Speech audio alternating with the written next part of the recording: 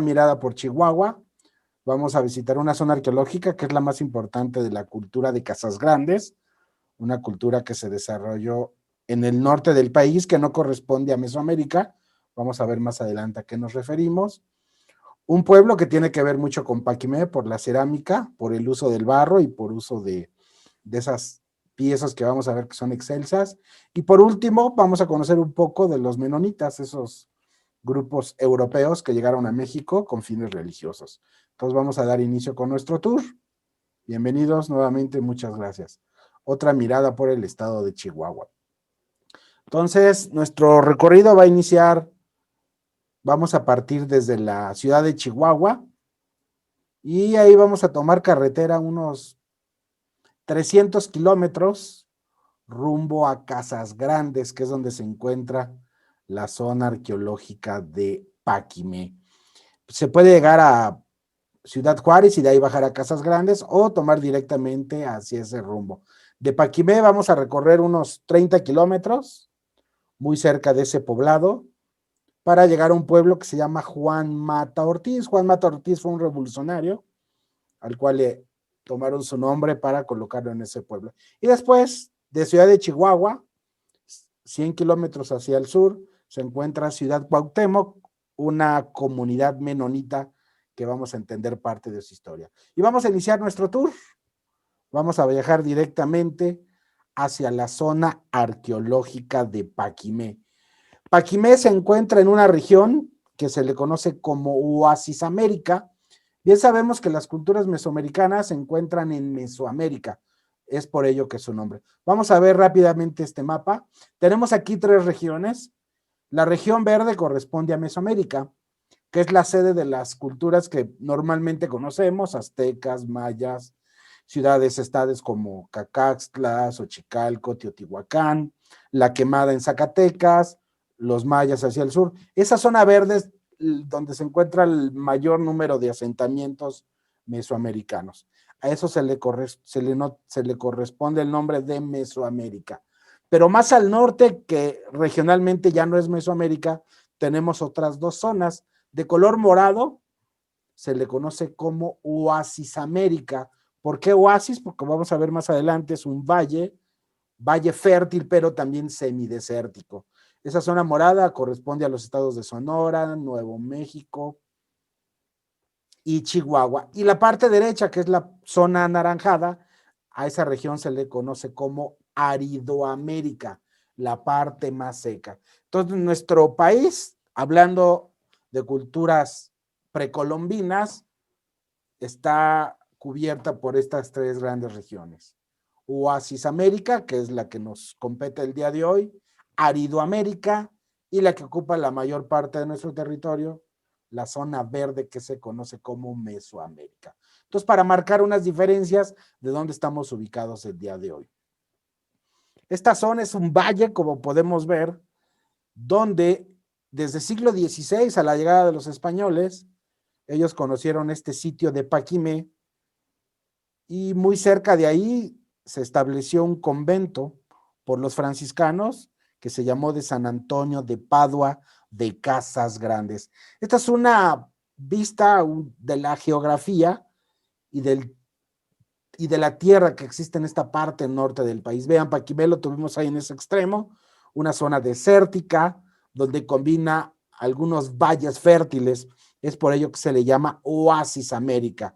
Esta es una expresión de las carreteras y de la zona montañosa que tendríamos en Casas Grandes. Paquimé significa lugar de casas grandes porque vamos a ver más adelante, eran los lugares donde vivía la gente, la cultura más importante del norte del país.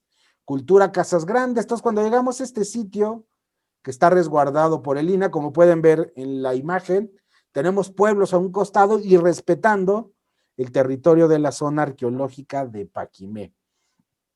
Un lugar muy interesante que está a 30 kilómetros del poblado de Casas Grandes y es el municipio de Casas Grandes. Esta es la zona arqueológica que vamos a visitar, lugar muy importante de culto, de montículos, zona habitacional, hasta 1,700 casas llegó a haber ahí, un lugar muy importante de comercio. Vamos a ver más adelante, la importancia radicaba mucho en las aves. Entonces, 3 regiones geográficas ubican este lugar: desierto, valles y esa zona fértil. Entonces, Paquimé, ¿qué es lo que vamos a ver en unos minutos? Vamos a recorrer este sitio que ya forma parte del patrimonio cultural por parte de la UNESCO desde 1954. ¿Por qué se llama Casas Grandes? Podemos ver esta imagen, es una reproducción de cómo son las habitaciones en el Museo de Sitio, y algo bien interesante que vamos a ver, nada más ahorita para tener en cuenta, van a poder ver estas ventanas y algunas puertas en forma de T. Vamos a analizar, son como las casas que conocemos hoy en día, nada más que están hechas de adobe. Aquí tenemos en esta parte derecha donde criaban y tenían un cuidado muy, muy particular con las guacamayas. A esta ciudad también se le llamó la ciudad de las guacamayas. Y antes de entrar en materia, nada más quiero platicarles qué significa Chihuahua. Chihuahua hay varias acepciones, varias interpretaciones de su significado, 4 de ellas de origen rarámuri o tarahumara y una de origen náhuatl. Pero nomás les voy a contar 2 que son las que posiblemente son las más cercanas.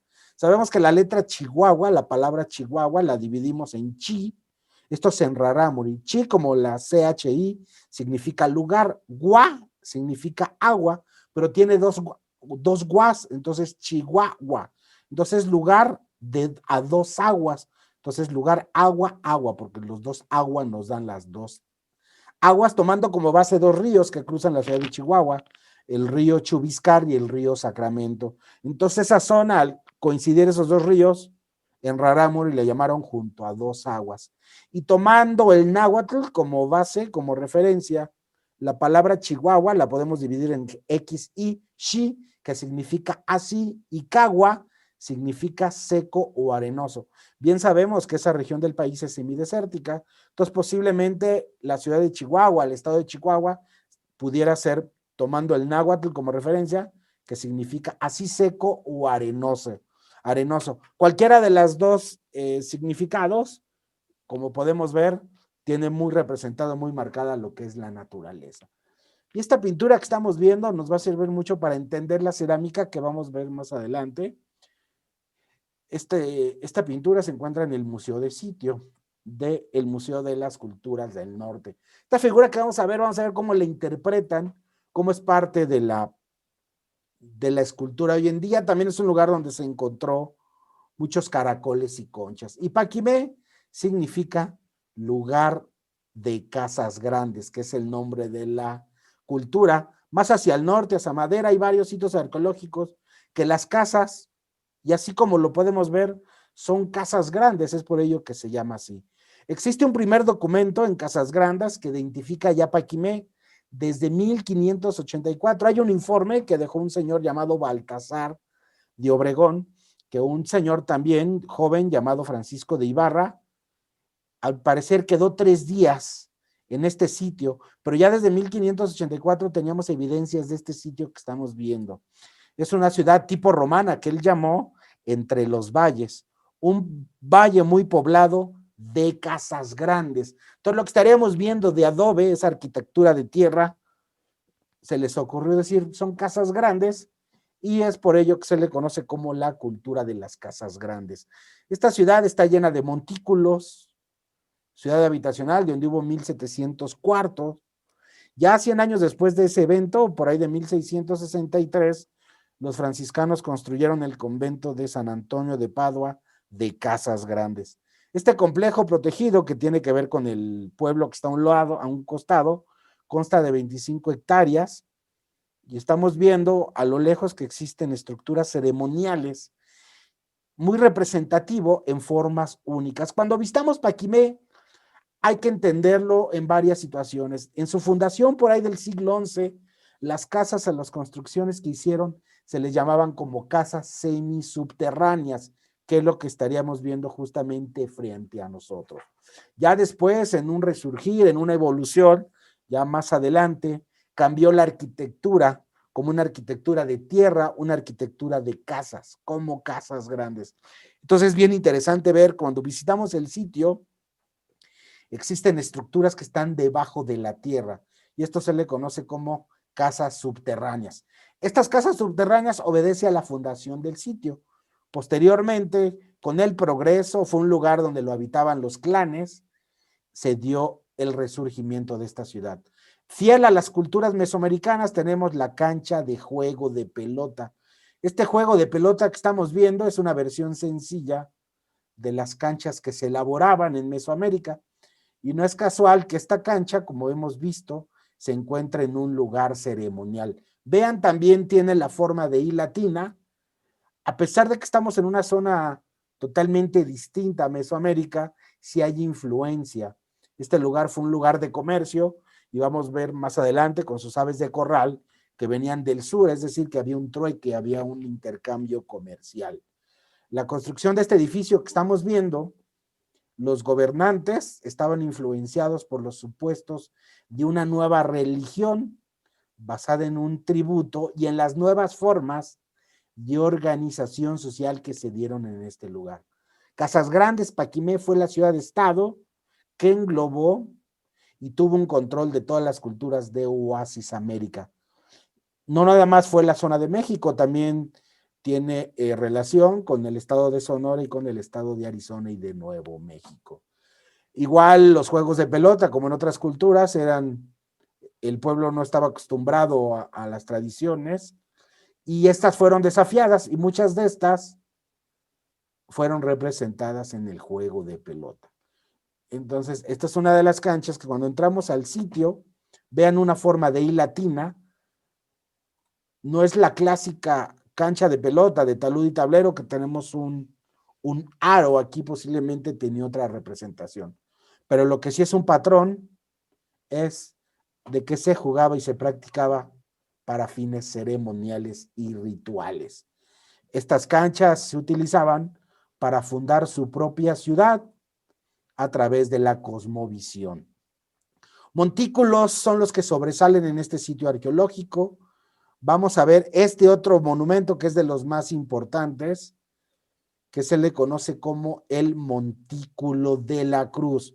Ahorita vamos a ver una toma que tiene forma de cruz, es decir, que los extremos están orientados hacia los 4 puntos cardinales. Entonces es bien interesante ver el sitio porque podemos dominar en este ambiente, en esa perspectiva panorámica, las casas de adobe, esa arquitectura de tierra que vamos a platicar más adelante. Y vean otra casa subterránea. Aquí estamos en la parte alta de este montículo, que al dar la vuelta en esta circunferencia, estamos viendo que tiene 4 espigas, es decir, 4 puntos que estarían viendo a los 4 puntos cardinales.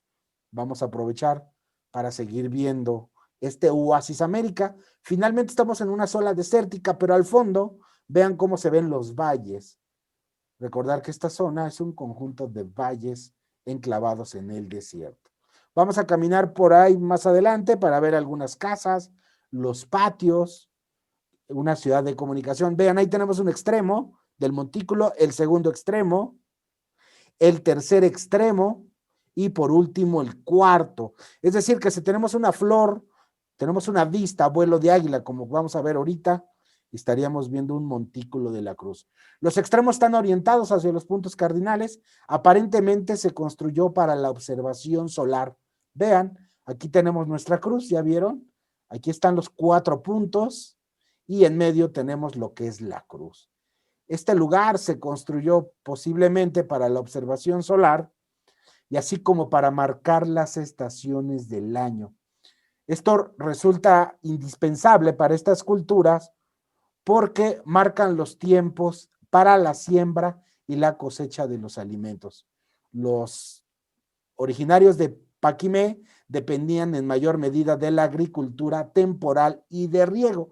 Muy cerca de aquí también pasa un río. Para los fines de agricultura, lograron trazar acueductos, aljibes y canales. Aunque este montículo no está alineado a ningún astro, si alguien se coloca, que es donde estamos nosotros, en el centro de este lugar, podemos ver que hacia el este se observa la salida del sol el 21 de marzo y si se vuelven a colocar ahí el 21 de septiembre, lo van a volver a observar. Entonces, aunque no está orientado con un astro en específico, sí está perfectamente diseñado para que en esas dos épocas, 21 de marzo y 21 de septiembre, hacia el este puedan ver lo que es la salida del sol. Y este es el Montículo de la Cruz. Vamos a ver a nuestro paso que se utiliza adobe. Aquí se le conoce a esta ciudad como un elemento muy importante en la arquitectura. Entonces tenemos a nuestra vista una arquitectura de tierra. Utilizando tierra y agua, los paquimenses construyeron más de 1,700 cuartos. Todo esto atendiendo una estructura social jerárquica. Algunas edificaciones tenían más de 3 pisos, como los departamentos. Aquí estamos viendo un canal que nos va a conducir justamente a una casa de los hornos. Vamos a ver que en esa casa es donde horneaban los agaves. Pero continuando con esta plática de la arquitectura de tierra, la ciudad es significativa por sus conjuntos multifamiliares, como lo que estamos viendo, y sus particulares puertas en forma de T. Vamos a ver en todos los conjuntos, como tenemos aquí al fondo, las puertas en formas de T. En el interior de estas edificaciones había pasillos, rampas, vestíbulos y pórticos. Vean, aquí estamos frente a nosotros en la Casa de los Hornos. ¿Qué es aquí? ¿Por qué la importancia de la Casa de los Hornos? Los habitantes de esta casa que estamos viendo se encargaban de cocer las cabezas de agave dentro de esos hornos de piedra. Podemos ver que está circundando de esta gran piedra. Se producían grandes cantidades de dulce de mezcal, que era muy utilizado para las fiestas relacionadas con el ciclo agrícola. Era una bebida muy dulce y este dulce de mezcal se repartía entre los músicos, entre los danzantes, entre los jugadores de pelota que vimos que están a un lado y sobre todo a la clase social selecta como los sacerdotes y los comerciantes. Hay que decir que los habitantes de esta ciudad eran considerados politeístas, es decir, que creían en muchos dioses y su calendario religioso, como podemos ver, estaba relacionado con las actividades agrícolas. Entonces, con estas festividades daban el anuncio de la labranza de la tierra, la siembra, el cuidado, la cosecha, que eran fechas muy, muy importantes. Y esta es otra casa que estaríamos viendo, que como podemos ver, tenían en las alcobas, en estas rendiduras colocaban posiblemente lo que eran las camas, colocaban la madera, y estas puertas de forma de T aparentemente tenían un uso religioso. Uno cuando va a entrar a un espacio y la puerta está reducida, se tienen que agachar, es decir, que se imprime respeto. Y cuando la T es más grande hacia arriba, también es muy honorable porque alguien ahí podía caminar con un gran penacho y no le estorbaba. Entonces, el interior de estas edificaciones, como comentamos y podemos ver, están rodeados de pasillos, dormitorios, cocinas, había almacenes, plazas interiores, talleres, porque aquí había una gran tradición cerámica, corrales, porque aquí se cuidaban a las aves. Entonces era todo un complejo habitacional. Vean esta puerta en forma de T. Si ustedes se imaginan caminando aquí, aquí va su cuerpo, ¿no? Cuán largo es, pero si están ataviados, si tienen algo muy cargado en su cabeza, hay forma de que pase. Entonces tenemos puertas muy sagradas que el espacio es reducido y otras puertas que son amplias en la parte alta. Y esto es muy característico de Paquimé, las puertas en formas de T, que es lo que estaríamos viendo. También en este lugar hay plazas abiertas y en ese lugar se colocaba un mercado. Vean cómo estas representaciones con las vigas, con las maderas, si lo podemos ver y lo llevamos a la vida real, son departamentos, son casas. 1,700 cuartos. Aquí llegó a ver una población de hasta 10, 12,000 personas posiblemente, ya que fue la sede de las culturas del norte. También en esta ciudad había torres de comunicación, había terrazas, sistemas de acequias. Es decir, que toda la infraestructura y todos los elementos que se requieren para una gran ciudad, temas hidráulicos, de agricultura, habitacionales, todas las soluciones estaban representadas en este lugar. De igual forma, como las culturas mesoamericanas, podemos ver ahí al fondo una gran plaza. Esta ciudad estaba acompañada por la plaza central y en torno a la plaza los lugares sagrados, como el juego de pelota que ya vimos, el Montículo de la Cruz, que era para fines de establecer un calendario, y sobre todo esta arquitectura de tierra. Más de 1000 cuartos, 1700, es lo que nos marcan algunos estudiosos. Es un sitio que, a pesar que está muy orientado hacia el norte, está muy estudiado, 25 hectáreas, ¿no? Conformado por estructuras ceremoniales con sus formas únicas. Ya en temas más actuales, en 1958, un personaje llamado Charles Dipes encontró una gran cantidad de material arqueológico que confirmó que Paquimé fue un lugar o un centro comercial. Esta cultura, como podemos ver, gran relación con Sonora, Arizona y Nuevo México. Aquí el clima es muy extremo, pueden llegar 40 grados en la época de más calor, y en invierno, que ya viene, tener hasta climas de 10 grados bajo cero. Y esto que estamos viendo es súper importante, vamos a ponerle una pausa.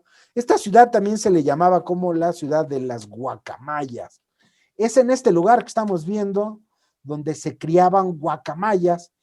Se encontraron más de 500 restos de guacamayas que utilizaban para sacrificar. Aquí las aves eran utilizadas para rituales, del mismo modo tomaban sus grandes plumas. Las sacrificaban empleando sus plumas en rituales religiosos como símbolos de poder. Entonces esa casa de guacamayas es como jaulitas, se utilizaban para crear estas aves que eran traídas de regiones tropicales del sur, consideradas como un elemento ritual muy, muy importante. Toda la familia se encargaba de criar y de cuidar las aves. ¿Por qué? Porque se dedicaban a los gobernantes y estas plumas eran utilizadas para penachos, eran utilizadas para ceremonias de los habitantes del desierto. Y vean, aquí tenemos un aljibe y un canal. El agua corría internamente en el complejo habitacional. Entonces, bien sabemos que las culturas mesoamericanas tenían una gran tradición hidráulica, todas las soluciones. ¿Por qué? Porque existía el río Casas Grandes, el afluente, canalizaban el agua para un modo de subsistencia, y más que estamos en el desierto de Chihuahua. Paquimé, lugar de Casas Grandes, ciudad de las guacamayas, es en este lugar donde se criaban las guacamayas, estas grandes aves que se utilizaban para el trueque y para poder llevar a cabo una tradición. La cerámica que estamos viendo, esto que estamos viendo, que Paquimé tiene esta gran tradición, fue tomada para crear una cerámica de alta escuela que vamos a ver más adelante en Mata Ortiz. Esto que estamos viendo, nada más préstenle atención, son figuras precolombinas, es decir, de por ahí del siglo X, siglo IX de nuestra era. Pero la gente del desierto se dieron cuenta y admiraron la calidad de estas esculturas. Nada más tengan en cuenta los trazos y los colores. Vean el color negro y el rojo que forman parte de este pantone básico que vamos a ver más adelante. Esto que estamos viendo se encuentra justamente en el Museo de Sitio.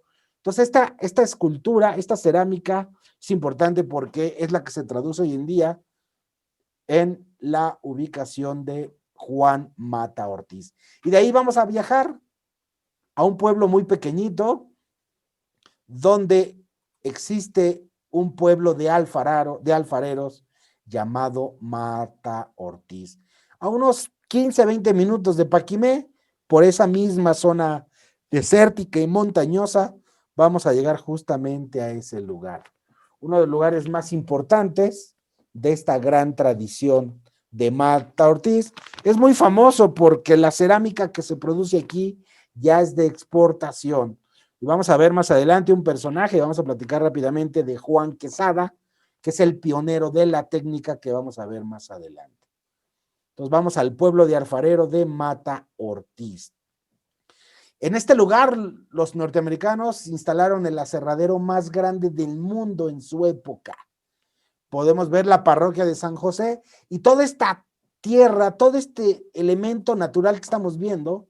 A propósito, tenemos estos colores rojos, estas tierras, y es de esos lugares donde cada artesano, con sus camionetas, con sus trocas, hace sus giras rumbo a estos lugares abandonados.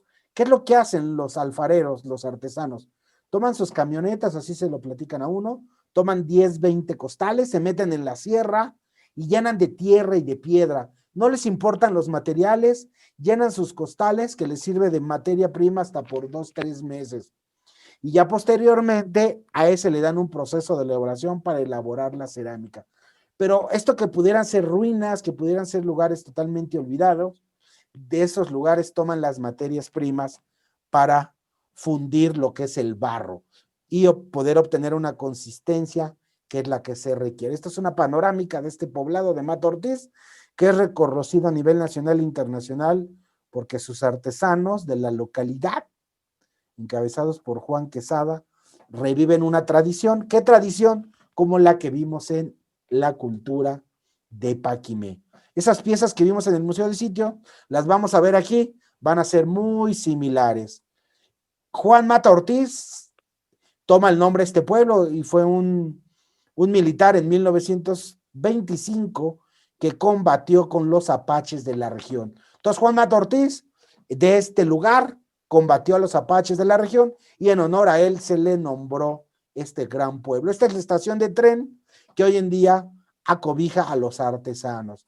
Esta cerámica la moldean con una gran calidad y con una gran velocidad a mano, con barro de sus montañas, recorren las montañas y, como les digo, toman costales, hacen sus expediciones y la materia prima está viva, que es lo que hicieron sus ancestros en la zona arqueológica de Paquimé. Ellos aprendieron y amaron esas esculturas que vimos en el sitio.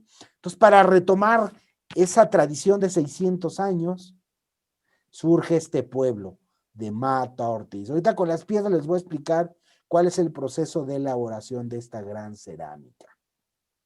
Aquí mismo hacen sus pinceles y cuando llegan hay muchas galerías.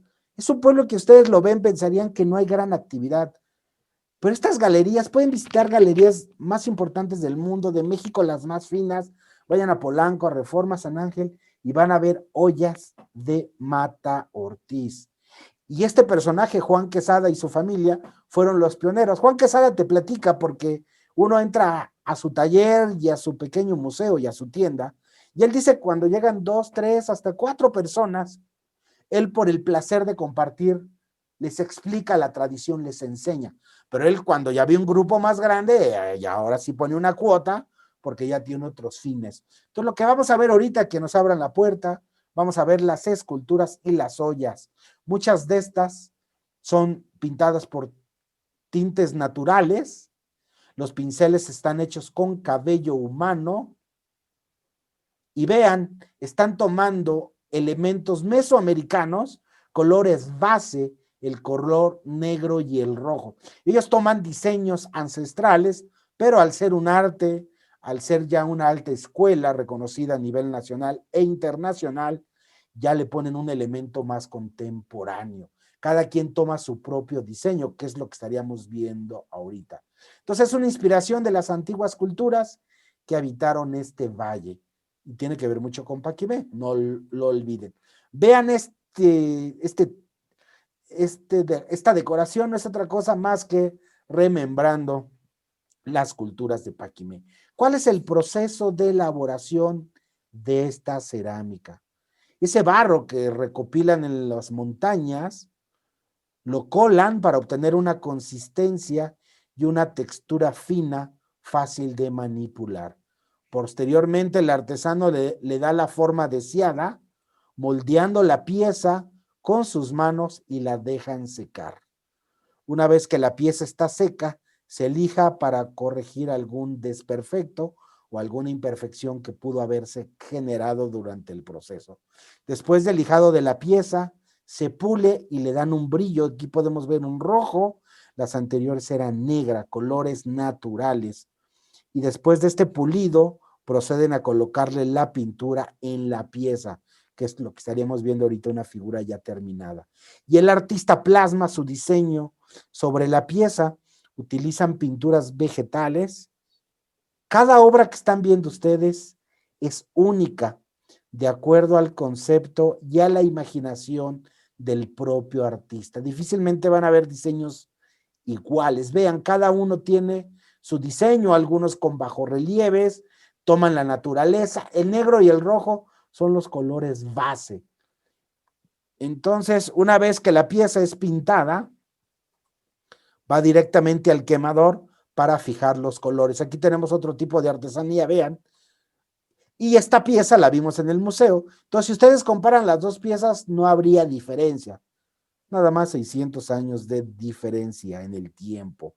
Entonces, cuando la meten al horno, fijan los colores y se crea la firmeza en esta técnica de más de 600 años. Y con esto podemos ver que la pieza queda lista para su venta o exposición. Es un deleite platicar con los descendientes de la familia Quesada. Todos los talleres fueron instruidos por Juan Quesada.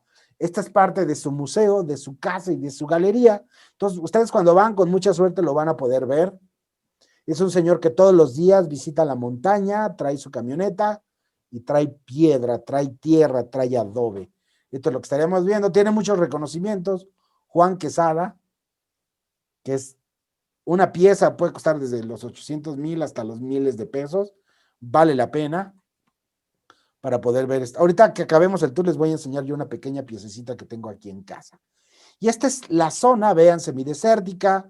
Es interesante ver cómo se van metiendo en la sierra para poder traer todos sus elementos, todas sus materias primas. Es una comunidad donde la gente es sencilla y es humilde, pero Juan Quesada tiene esa gran virtud de compartir sus conocimientos con el resto de la población. Entonces, cada una de las personas que ustedes hablan, que visitan la Asociación de Artesanos de Juan Mata Ortiz, que son 450 alfarairos en un radio de 800 metros. Es un pueblito donde vean ustedes, la gente está trabajando. Y es impresionante cómo un lugar tan pequeño puede vivir. ¿Por qué? Porque mucho de esto se exporta. Mucha gente solamente va a este lugar a comprar artesanía. Entonces, ustedes van a Polanco, van a Reforma, van a Santa Fe, van a San Ángel, esas boutiques de gran escuela van a encontrar artesanías de este lugar. Obviamente, el estar acá ahorran en un gran precio. Estas vasijas, muchas de ellas fueron rescatadas de los sitios arqueológicos, los cuales fueron imitados por los pobladores de Juan Mata. Esta es parte de la geografía que tenemos alrededor del pueblo. Y ahora vamos a brincar, vamos a cambiar de tema, vamos a darle un giro a nuestra historia. Vimos dos lugares muy importantes del norte de Chihuahua, Paquimé, con esa tradición, y Juan Mata Ortiz.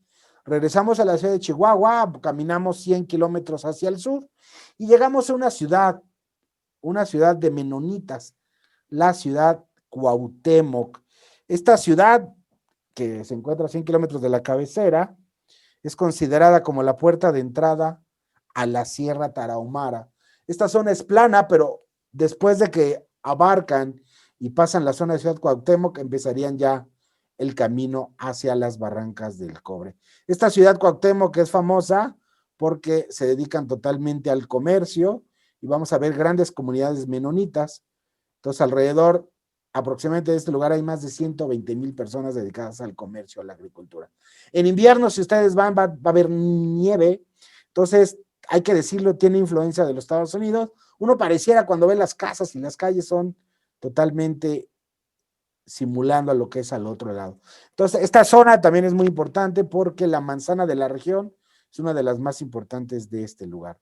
Entonces, al visitar Cuauhtémoc, se pueden visitar lo que son algunas comunidades menonitas, algunas fábricas donde producen el queso, pero lo más interesante de este lugar es nuestra visita nos va a llevar a un lugar, al Museo de los Menonitas, que vamos a entender poco a poco la historia. Vamos a platicar acerca de los menonitas, pero a nivel general.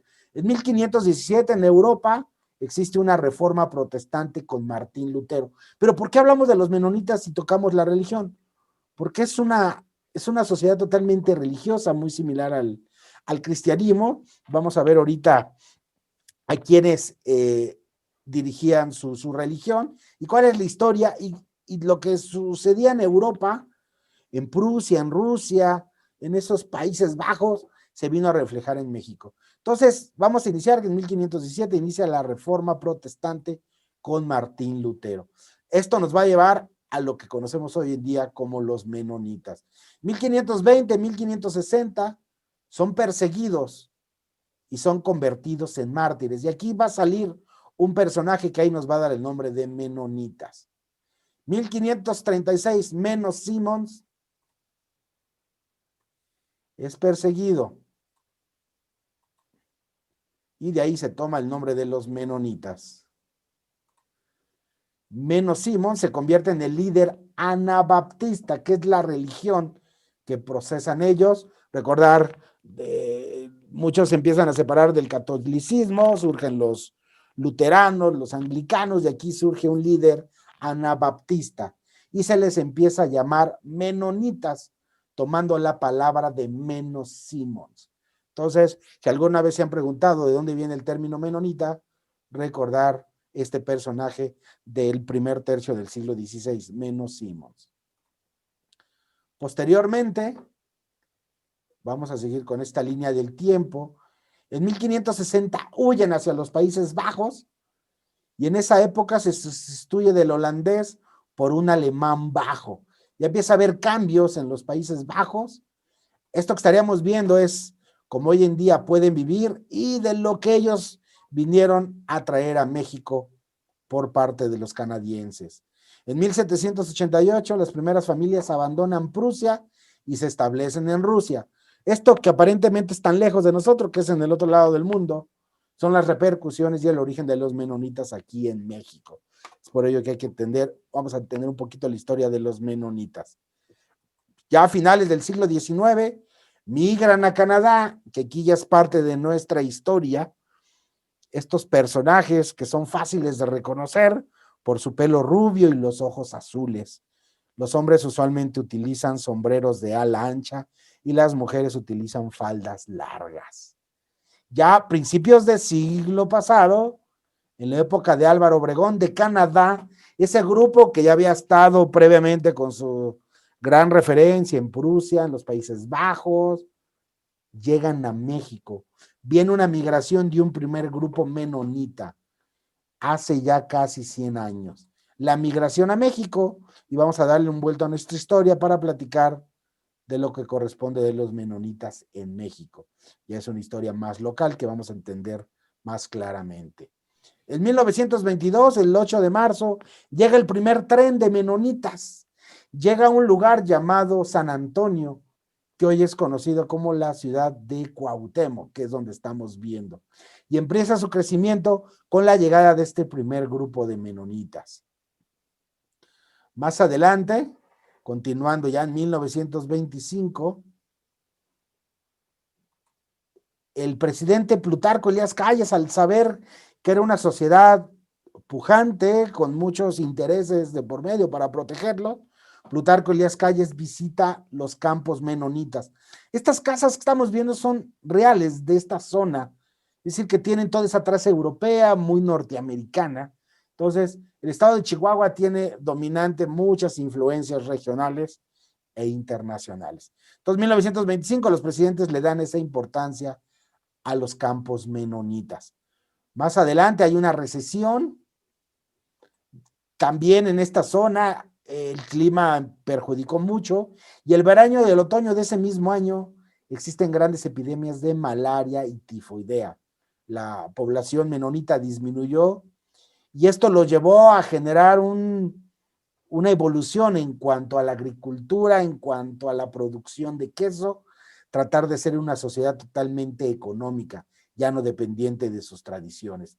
Y es por ello, también aprovechando esas situaciones, también sufrieron de grandes sequías, ¿no? Los agricultores obtienen pocas cosechas. Entonces aquí esta situación nos va a dar el antecedente de la producción del queso.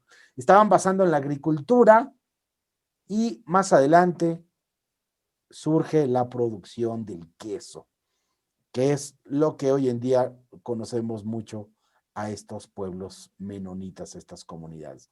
1931. Entonces, gracias a los años anteriores de las sequías, de las enfermedades, la baja producción de la agricultura, surgieron nuevos elementos, nuevos métodos tomados de sus costumbres europeas para iniciar la industria quesera en 1931. Entonces, un queso menonita ya tiene sus 90 años de tradición en México. Esto es parte de los transportes que utilizan ellos.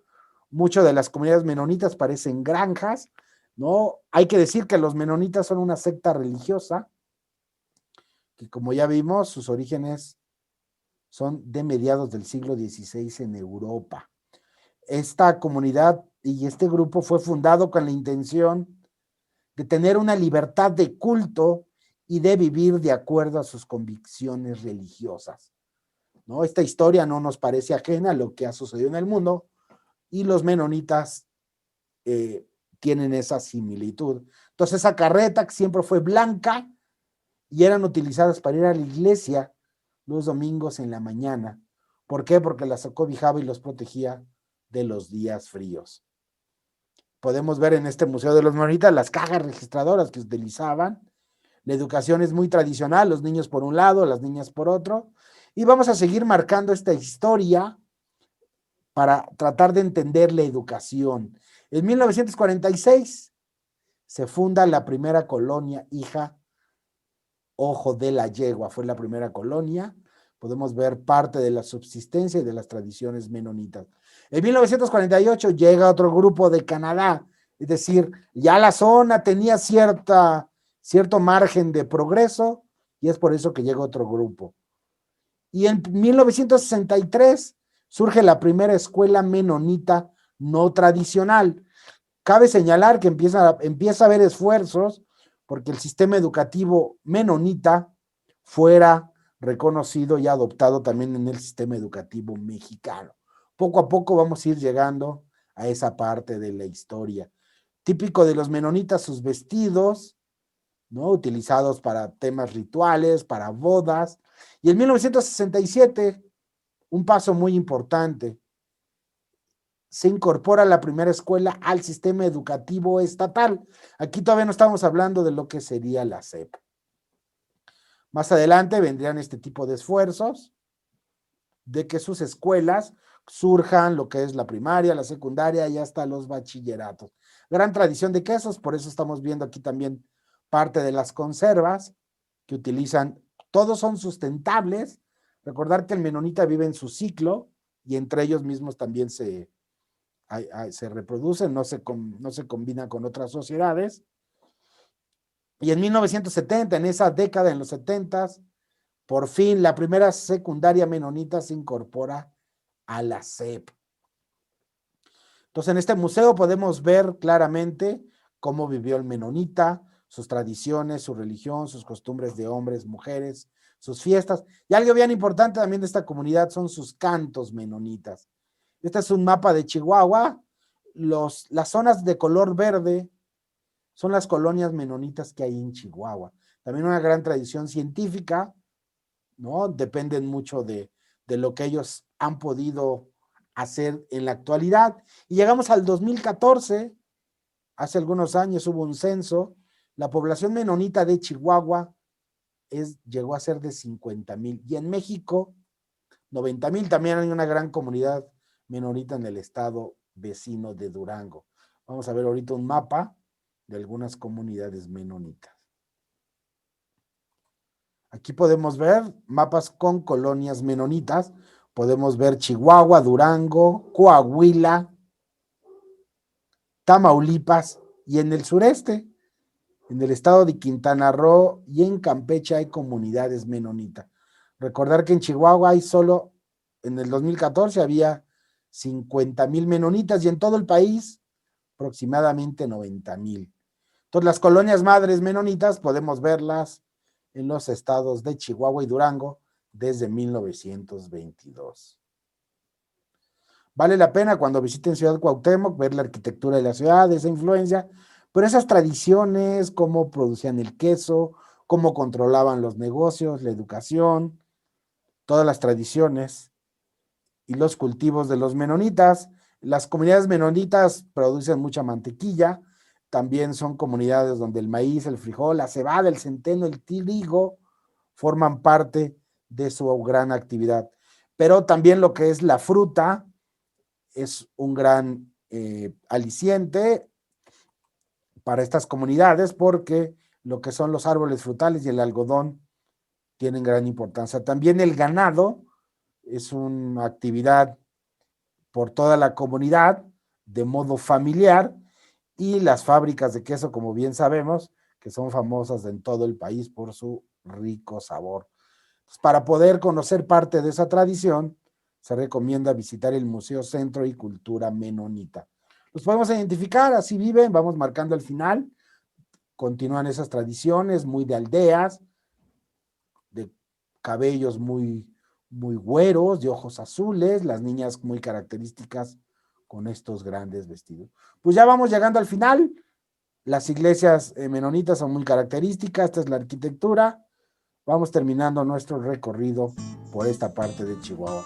Pues muchas gracias, vamos a dejar la musiquita de fondo, vamos a reincorporar audio y video para poder atender algunas preguntas.